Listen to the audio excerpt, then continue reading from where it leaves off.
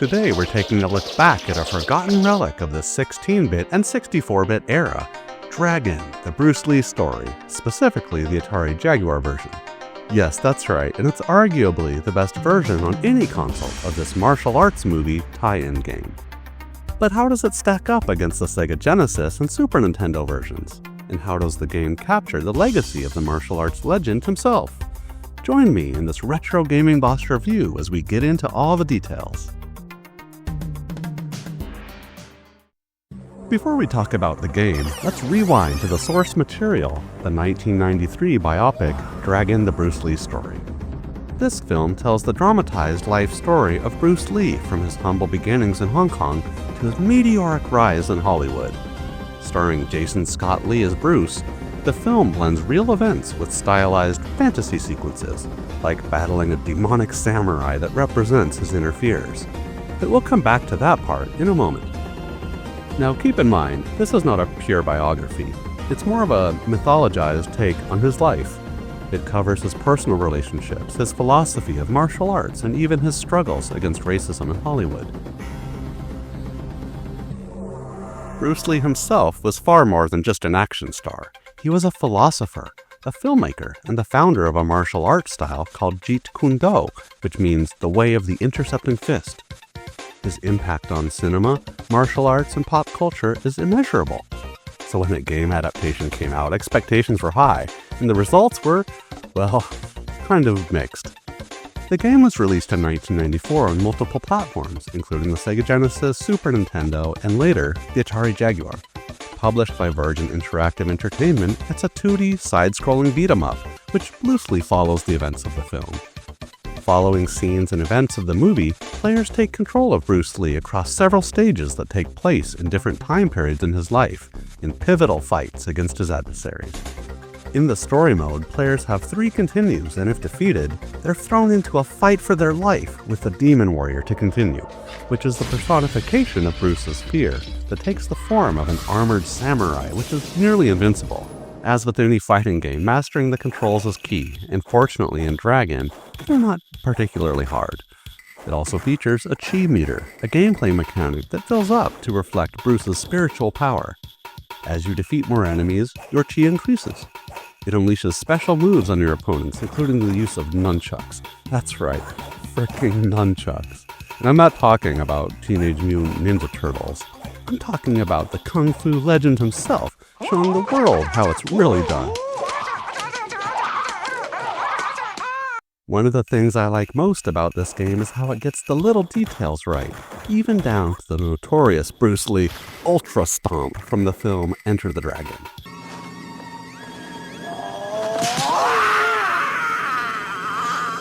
And that's almost like a game's finishing move, but it isn't really.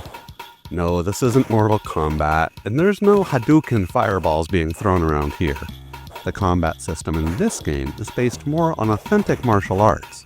And remember, even though Mortal Kombat came out in 1993, a year before this game, the character of Liu Kang is a throwback based on Bruce Lee and his Jeet Kune Do style of fighting.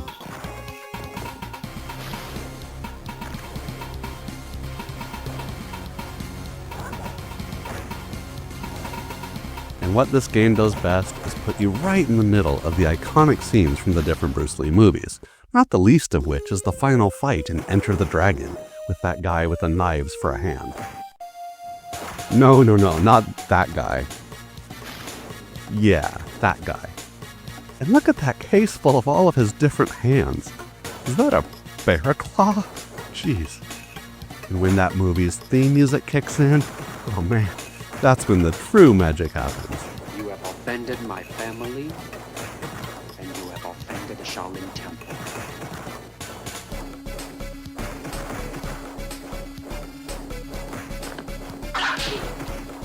But something I thought was kind of a strange juxtaposition was in the level where you fight in the college gymnasium.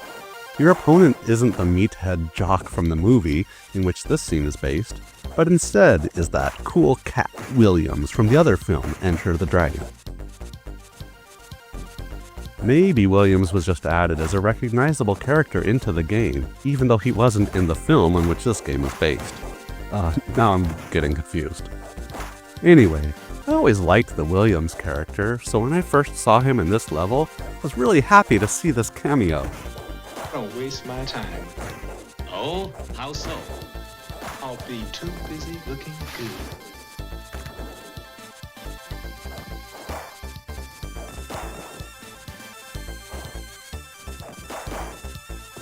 Now, here's where things get interesting. As mentioned earlier, the Jaguar version came out in 1994, a bit later than the other console ports of the game.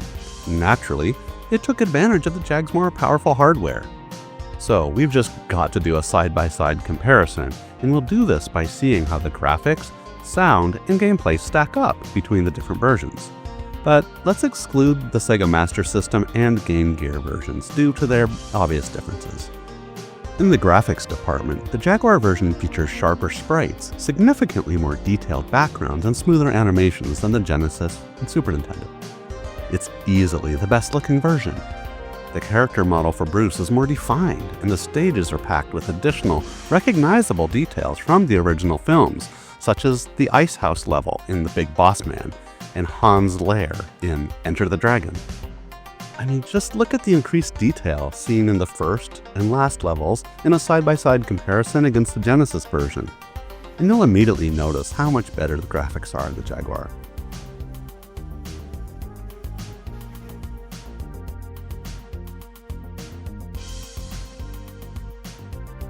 But with the Jag's vast color palette, better parallax scrolling, and overall increased detail in this version, it's much more true to the movie.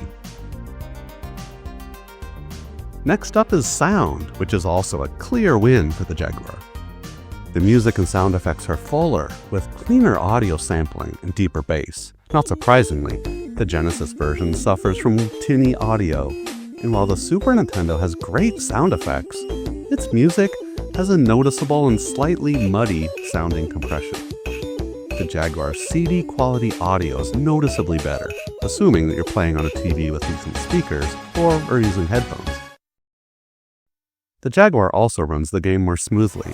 It has less slowdown during fights than its 16-bit cousins, which makes the difference in such a fast-paced action game. It even features an insane turbo mode, which ramps up the movement speed to insane if you want to take the experience to the next level. But the controls aren't perfect. The Jaguar's unique controller isn't exactly the greatest for fighting games, and the game's design has a repetitive combat system with a limited set of moves and not the greatest hit detection. But these issues are actually present across all versions, not only on the Jaguar. One final criticism specific to the Jaguar version is the missing story cutscenes that are seen in the Super Nintendo version, and heck, even the Genesis version included them as well. I'm not sure why these were left out of the Jaguar cartridge, which could have really shown off the photorealistic 2D capabilities of the system. Maybe someday we'll get lucky and get to see them added back into a homebrew version. So all things considered, there's not really much difference in gameplay between the ports on the different consoles. But I'm still going to go with the Jag version based on what I feel is a slight edge in smoothness throughout, thanks to its more powerful 2D capabilities. So now that we've touched on the game itself, let's jump into a few interesting bits of trivia. First is that Dream Demon. It's a symbolic figure added in the film to represent Bruce Lee's fear of passing down a family curse, and it made for an intense final boss fight in the game. Seeing Bruce's tombstone in this level is a haunting foreshadowing of the star's untimely demise in real life.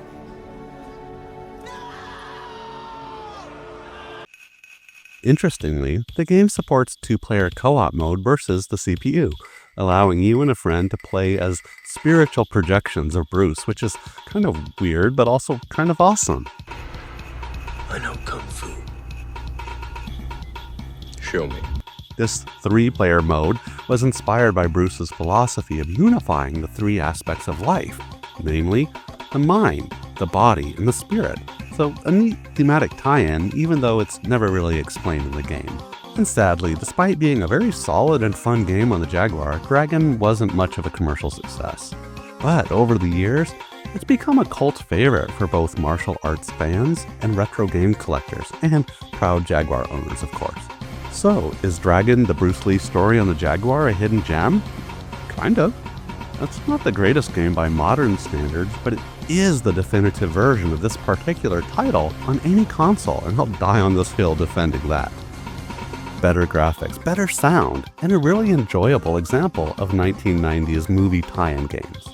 It's also a fascinating tribute to one of the most influential martial artists of all time. Bruce Lee's impact still resonates today, and while this game may not do full justice to his legacy, it's a loving, if imperfect, homage to a great man and an incredible life.